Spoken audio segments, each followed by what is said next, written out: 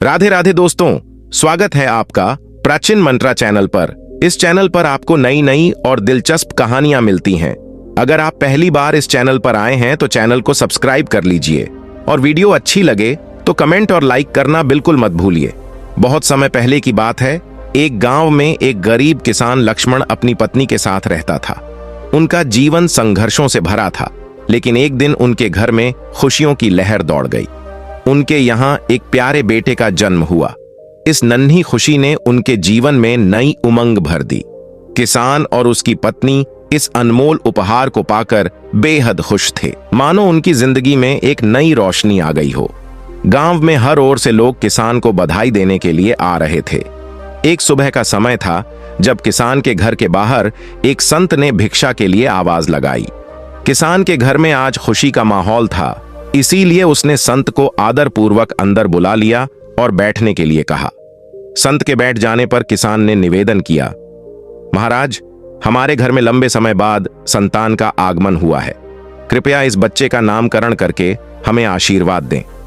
संत ने बच्चे को अपनी गोद में उठाया और देखा कि उसकी बाजू पर एक विशेष चिन्ह उभरा हुआ है जो राजयोग का प्रतीक था। संत उस चिन्ह को देखकर अचरज में पड़ गए। किसान ने संत के चेहरे पर हैरानी देखी तो पूछ बैठा, महाराज, आप इतने चिंतित क्यों दिख रहे हैं? संत ने मुस्कुराते हुए कहा, चिंतित नहीं बल्कि मैं अत्यंत प्रसन्न हूं। यह बच्चा अत्यधिक भाग्यशाली है और इसके भविष्य में सफलता के योग हैं। संत ने कहा, तुम्हारे बेटे की किस्मत में राजयोग लिखा है। किसान ने चौंकते हुए पूछा, महाराज, मैं आपकी बात ठीक से समझ नहीं पा रहा। आप क्या कह रहे हैं? संत मुस्कुराए और बोले, तुम्हारा बेटा एक दिन राजा बनेगा। वह 18 साल की उम्र में इस राज्य की राजकुमारी से विवाह करेगा और फिर इस नगर का शासक बन जाएगा।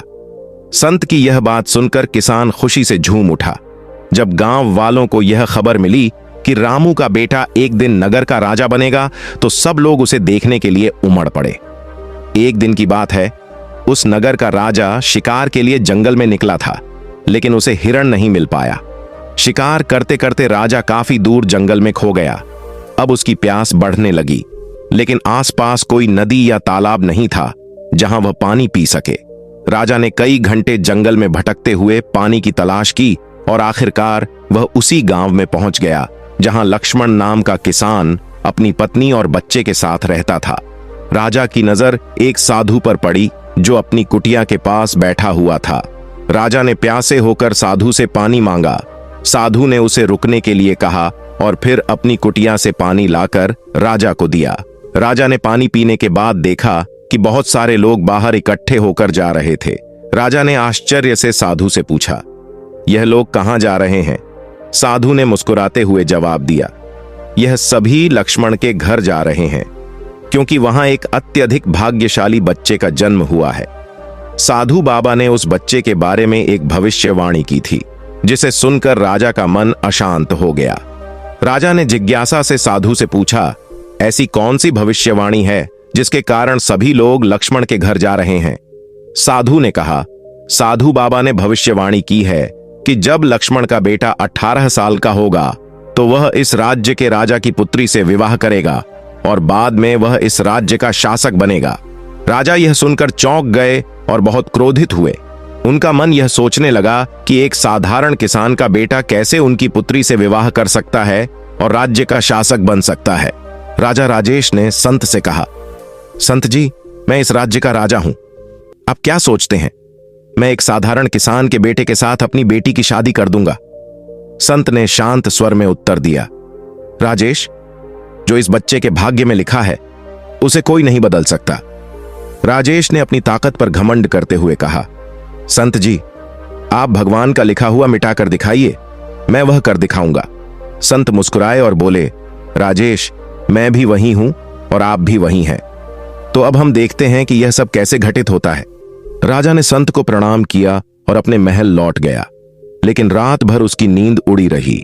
उसका मन इसी विचार में उलझा था कि किसी भी कीमत पर संत की भविष्यवाणी को सच नहीं होने देगा। अगले दिन राजा ने अपना वेश बदल लिया और लक्ष्मण के गांव की ओर निकल पड़ा। गांव पहुंचकर वह लोगों से पूछताछ करते करते लक्ष्मण के घर तक जा पहुंचा। राजा ने घर के बाहर से आवाज लगाई और लक्ष्मण उसकी आवाज सुनकर बाहर आ गया।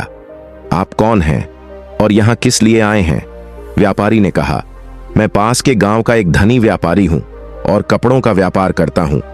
मैंने सुना है कि तुम्हारे घर में एक बहुत ही भाग्यशाली बच्चे का जन्म हुआ है और उसकी किस्मत में बड़े योग्य हैं। लक्ष्मण ने कहा, हां, आपने सही सुना है। व्यापारी ने मुस्कुराते हुए कहा, अगर आप बुरा ना माने तो एक बात कहूं। लक्ष्मण ने सहमति में सिर हिलाया। व्यापारी ने प्रस्ताव रखते हुए कहा, क्या तुम अपना बच्चा मुझे दे सकते हो? इसके बदले में मैं तुम्हें बहुत सारा धन दूंगा।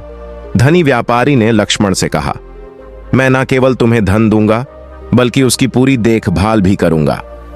लक्ष्मण की पत्नी ने तत्काल उत्तर दिया, नहीं व्यापारी जी, मैं अपना बच्चा आपको नहीं दे सकती। इस पर व्यापारी ने जवाब दिया, तुम्हारी स्थिति एक साधारण किसान की है, क्या तुम वाकई अपने बच्चे का भविष्य संवार सकते हो? लक्ष्मण ने गहरी सोच में पड़ते हुए कहा, शायद आप सही कह रहे हैं, हम इसके लिए सक्षम नहीं हैं। लक्ष्मण की बात सुनकर उसकी पत्नी ने भी सहमति जताते हुए कहा, ठीक है व्यापारी जी, हम आपके भरोसे अपना बच्चा सौंपने के लिए तैयार हैं। धनी व्यापारी ने लक्ष्मण से वादा करते हुए कहा, मैं इस बच्चे का पालन पोषण करूंगा, लेकिन जब यह 18 साल का हो जाएगा तब इसे तुम्हारे पास लौटा दूंगा। लक्ष्मण ने संतोष से सहमति में सिर हिलाया और व्यापारी ने बच्चे को अपने साथ ले लिया। व्यापारी बच्चे को लेकर एक गहरी नदी के किनारे पहुंचा। उसने सोचा कि वह इस बच्चे को नदी में छोड़ देगा ताकि उसकी कहानी वहीं समाप्त हो जाए, लेकिन जैसे ही उसने बच्चे का मासूम चेहरा देखा, उसका मन विचलित हो उठा और उसे बच्चे को छोड़ने का साहस नहीं हुआ। काफी सोच विचार के बाद व्यापारी ने एक मजबूत लकड़ी का बक्सा लिया और बच्चे को उसमें रखकर उसे नदी में बहा दिया। व्यापारी ने सोचा कि यह बक्सा नदी के गहरे पानी में जाकर डूब जाएगा और बच्चा वहीं खत्म हो जाएगा।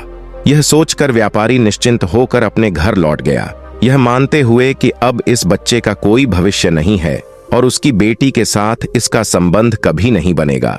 उधर वह बक्सा नदी के बहाव में बहते बहते किनारे पर आ पहुंचा। नदी के किनारे पर एक संपन्न व्यापारी सूर्य को जल अर्पित कर रहा था। तभी उसकी नजर बहकर आई। एक संदूक पर पड़ी जिज्ञासा में आकर उसने संदूक खोला और उसमें एक मासूम बच्चे को देखकर आश्चर्यचकित रह गया। संयोगवश उस व्यापारी के खुद के कोई संतान नहीं थी। व्यापारी बच्चे को अपने घर ले गया, जहां उसकी पत्नी ने बच्चे को देखकर खुशी जताई। उसने अपने पति से पूछा कि यह बच्चा कहां से आया है। व्यापारी ने उसे बताया कि कैसे यह बच्चा नदी में बहता हुआ मिला। दोनों ने बच्चे को अपनी संतान मानकर स्वीकार कर लिया और भगवान को धन्यवाद दिया। अब वह बच्चा व्यापारी के घर में पलने लगा और व्यापारी ने उसका नाम विजय रखा। समय बीतता गया और धीरे धीरे 18 साल बीत गए। विजय एक अत्यंत समझदार और बुद्धिमान युवक बन चुका था। एक दिन जब विजय अपने शिक्षक से शिक्षा प्राप्त कर रहा था, शिक्षक ने उससे कुछ कठिन प्रश्न पूछे। विजय ने तुरंत ही उनका सही उत्तर दे दिया। यह देख शिक्षक ने विजय की प्रशंसा करते हुए कहा, तुम अत्यंत होनहार हो विजय, तुम्हारे में महान बनने की पूरी क्षमता है। विजय की बुद्धिमत्ता देखकर शिक्षक बहुत प्रसन्न हुआ। उसी समय वहां से वही राजा गुजर रहा था जो किसी दूसरे राज्य के कार्य से जा रहा था। राजा ने विजय को देखा और उसकी बुद्धिमत्ता से प्रभावित होकर वहीं रुक गया। उसने विजय से पूछा, बेटा तुम कौन हो, कहां रहते हो और तुम्हारे पिता का नाम क्या है? विजय ने विनम्रता से कहा, महाराज मैं धनराज का पुत्र हूं। यह सुनकर राजा वहां से चला गया। अपने कार्यों को निपटाने के बाद राजा जब वापस आया तो वह सीधे सेठ धनराज के घर पहुंचा और उनसे मिलने के लिए कहा। व्यापारी धनराज ने राजा से विनम्रता से कहा, महाराज मेरा बेटा बेहद समझदार और बुद्धिमान है, लेकिन सच कहूं तो वह मेरा अपना खून नहीं है। मैंने उसे केवल पाला है, लेकिन वह मेरे लिए बेटे से भी बढ़कर है। राजा ने आश्चर्य से पूछा, तो यह लड़का आपका असली पुत्र नहीं है? फिर यह आपको कहां से मिला? इस पर धनराज ने पूरी कहानी सुनाई कि कैसे उसे एक दिन नदी में बहते संदूक में यह बच्चा मिला था और कैसे उन्होंने उसे अपने पुत्र की तरह पाला है। जब राजा ने व्यापारी धनराज की बात सुनी तो वह चौंक उठा। राजा समझ गया था कि यह वही बच्चा है जिसे उसने 18 साल पहले नदी में बहा दिया था। राजा और धनराज अब भी बातचीत कर ही रहे थे कि उसी समय वह लड़का वहां आ गया। राजा ने उसे देखा और धनराज से कहा, व्यापारी जी, मुझे एक आवश्यक कार्य से जाना है। यदि आप अपने बेटे के हाथों मेरी यह चिट्ठी महारानी तक भिजवा देंगे तो मैं उसे सोने की 50 मोहरें इनाम में दूंगा। लड़के ने राजा की बात सुनकर कहा, जी महाराज, मैं आपकी चिट्ठी अवश्य ही रानी तक पहुंचा दूंगा। राजा ने चुपचाप चिट्ठी में एक गुप्त संदेश लिखा, उस पर अपनी मोहर लगाई और उसे लड़के को सौंपते हुए कहा, बेटा, यह चिट्ठी रानी तक सही सलामत पहुंचा देना। लड़के ने चिट्ठी ली और अपनी यात्रा पर निकल पड़ा। रास्ते में चलते चलते वह एक घने जंगल में पहुंच गया, जहां अंधेरा हो गया और वह दिशा भटक गया। रात होने पर उसने वहां रुकने और रात बिताने के लिए कोई सुरक्षित जगह तलाशने की कोशिश की। तभी उसकी नजर एक झोपड़ी पर पड़ी और उसने सोचा, यहीं रात गुजार लेता हूं। यह सोचकर वह धीरे से झोपड़ी के पास पहुंचा और अंदर चला गया। झोपड़ी के भीतर एक बूढ़ी औरत खाना बना रही थी। उसने जैसे ही लड़के को देखा, पूछा, बेटा, तुम कौन हो और बिना पूछे अंदर क्यों आए हो? लड़के ने नम्रता से अपना परिचय दिया और कहा, मैं रास्ता भटक गया हूं और रात गुजारने के लिए यहां ठहरना चाहता हूं।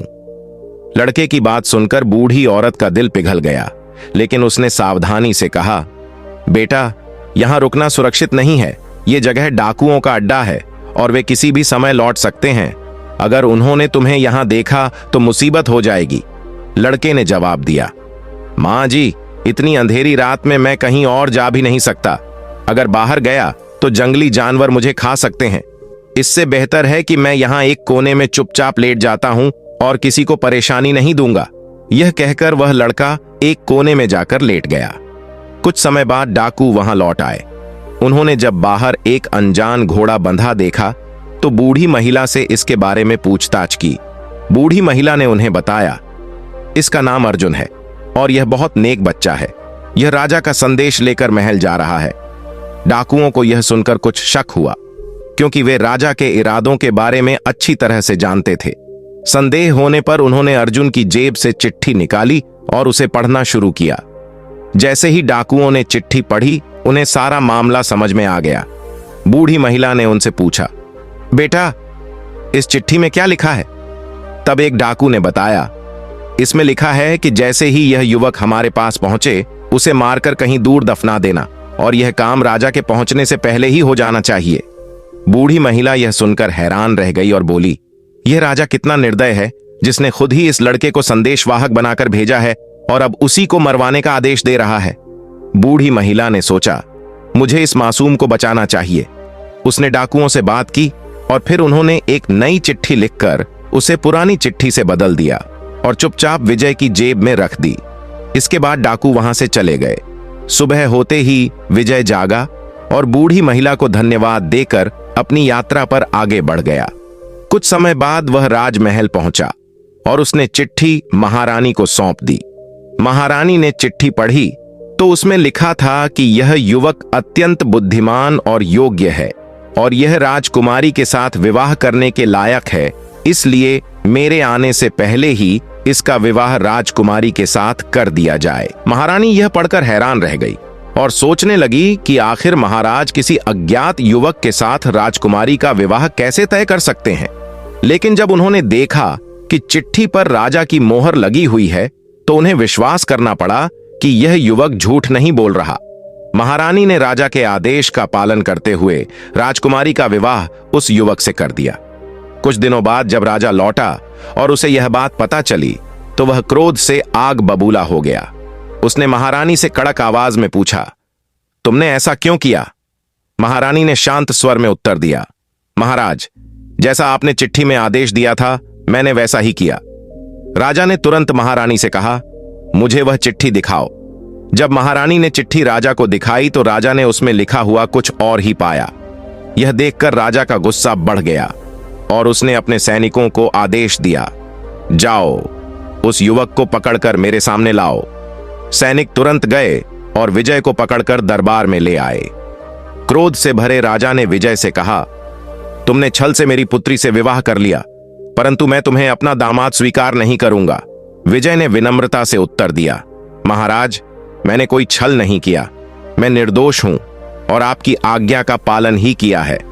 राजा ने विजय की बात सुनकर कहा, तुम मुझे मूर्ख बनाने की कोशिश कर रहे हो, लेकिन मैं तुम्हें अपना दामाद स्वीकार नहीं करूंगा। तभी एक सैनिक ने आकर राजा को सूचित किया, महाराज, बाहर एक संत आए हैं और वे आपसे तुरंत मिलना चाहते हैं। राजा ने संत को अंदर बुलाने का आदेश दिया। संत के प्रवेश करते ही राजा ने उठकर उन्हें प्रणाम किया और विनम्रता से उनके आगमन का उद्देश्य पूछा। संत ने कहा, राजन, ऐसा लगता है कि तुमने मुझे पहचाना नहीं। राजा ने विनम्रता से कहा, नहीं महाराज, मैंने आपको नहीं पहचाना। संत ने मुस्कुराते हुए कहा, राजन, मैं वही व्यक्ति हूं जिसके साथ तुमने 18 साल पहले भाग्य को चुनौती देने की बात की थी। संत की यह बात सुनते ही राजा चौंक गया और उसे सब कुछ याद आ गया। संत ने फिर मुस्कुराते हुए कहा, तो बताओ राजन, क्या तुमने भाग्य का लिखा मिटा दिया? राजा ने अपनी दृष्टि नीची करते हुए कहा, नहीं संत जी, मैं भाग्य के सामने हार गया हूं। संत ने राजा से कहा, राजन, भाग्य को कोई पराजित नहीं कर सकता। अब विजय को अपना दामाद स्वीकार कर लो और अपना राज्यपाट उसे सौंप दो। राजा ने विनम्रता से कहा, जैसा आप कह रहे हैं संत जी, मैं वैसा ही करूंगा। संत राजा को समझाकर वहां से चले गए। राजा ने विजय से माफी मांगी और पूरा राजपाट उसे सौंप दिया। तो दोस्तों, आपको आज की कहानी अच्छी लगी तो चैनल को सब्सक्राइब कर दीजिए और कमेंट्स में राधे राधे लिखना ना भूलना। फिर मिलते हैं एक नई कहानी के साथ। राधे राधे।